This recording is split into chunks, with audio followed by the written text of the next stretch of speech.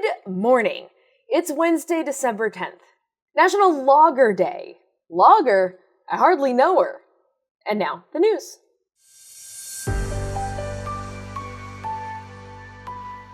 We start how we start here in America, with one student dead and another critically injured after a shooting at Kentucky State University. The shooting appears to have been motivated by personal reasons as opposed to a random active shooter. Gotta differentiate between the two when we're talking about a shooting here in America. And the suspect, who was not a student at the university, has been taken into custody. And moving to Trump's affordability message in a midterm battleground district. Trump saying that he is, quote, crushing inflation as GOP faces affordability concerns. Both super interesting ways to describe a speech that the president gave on Tuesday where, yes, he did cover the economy, but he also said this, quote, why is it that we only take people from blank whole countries, right? Why can't we have some people from Norway, Sweden, just a few?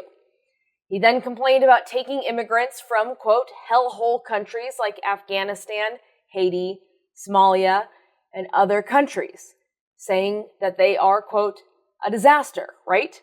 Filthy, dirty, disgusting, ridden with crime, end quote. This was an official White House event. I don't know how to pivot to talk about his comments about the economy from this. Yes, the majority of his speech was about the economy. Apparently, according to him, affordability is a scam and a hoax, which, to be fair, it certainly feels that way. The way that he meant it was that prices are coming down. So Democrats are saying that any argument about affordability is a scam or a hoax.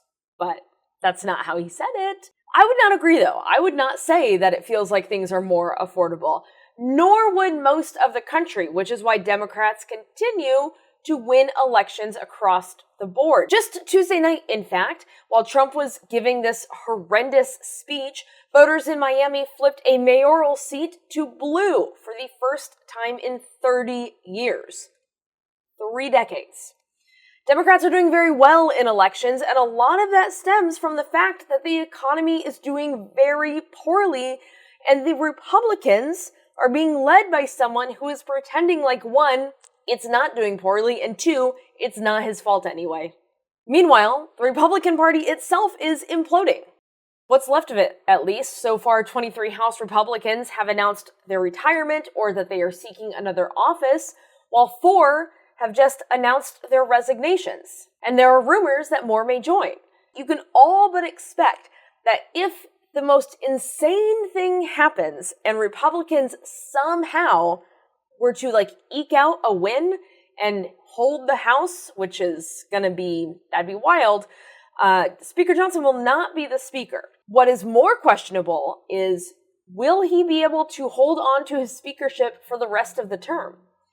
This past summer, Johnny promised a group of Republicans that the Anti-CBDC Act, which is meant to prevent the Federal Reserve from creating digital currency, which the government hasn't said they want to do, but okie doke, I guess create your act, he promised them that it would be added to the National Defense Authorization Bill, which is a must-pass bill.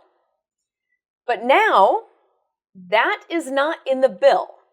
And those Republicans that he made that promise to are furious. And that's adding on to the furious that they already were about things like, closing the House for months to protect the leader of a child sex trafficking ring. And speaking of that must-pass defense authorization bill, it may not include the government can't Alta Vista money, but it sure does include another provision, which is tell us about the murders that Pete Hegseth is doing. A provision that has been tucked into the bill locks Hegseth's travel budget until he turns over unedited footage of the strikes that he's carried out, as well as copies of the order. As a reminder, he is in hot ocean water because of the September 2nd strike, where upon seeing 2 survivors from that strike clinging to the wreckage of a ship, another strike was launched, quite literally murdering them. Well, since that reporting came out, Hegseth has continued to do more strikes. In all, at least 87 people have been killed in these strikes. So the wheels are coming off the Republican Party a little bit, and I guess all of that is news. I mean, to be honest, some of it, like who's gonna quit and who doesn't like Mike Johnson, everybody it sounds like, some of it is political hot goss, but the rest of it is news. Trump lying about the economy is news. Pete Hegseth being in trouble, being investigated, that is news for sure. But at an official White House event on Tuesday, the President of the United States asked why we can't bring more white people into this country. And he lamented the immigration of people from anywhere else. Quote, why is it that we only take people from blank hole countries, right? Why can't we have some people from Norway, Sweden, just a few?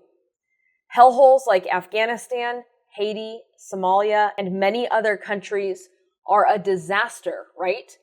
Filthy, dirty, disgusting, ridden with crime. End quote. And far be it for me to question the language of a man who just last week was awarded FIFA's peace thing, but there's not one thing in this world that would not be improved by him not having constant access to a microphone. And that's it. That's the news. I'm proud of loggers. Beers of all types, really. I'm also told it's Human Rights Day, but every time I tried to record that element of this podcast, a picture of the president popped up on my screen and it just said, no, that's not allowed here anymore. Bad dude, super bad guy. I'll be brave. I'll say something. I'm not a fan of his, you know? But more than human right, no, I'm just kidding. That's a joke. More than hey, I like human rights. I enjoy them I think we should have more of them, in fact. More than loggers. Because I certainly understand what makes you different than other beers. I'm proud of you.